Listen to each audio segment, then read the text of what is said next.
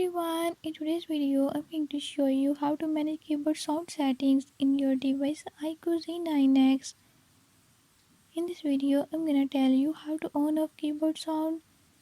But before we get started, don't forget to hit the subscribe button and turn on notifications. Make sure to watch complete video and learn how I can do it. Let's watch the video.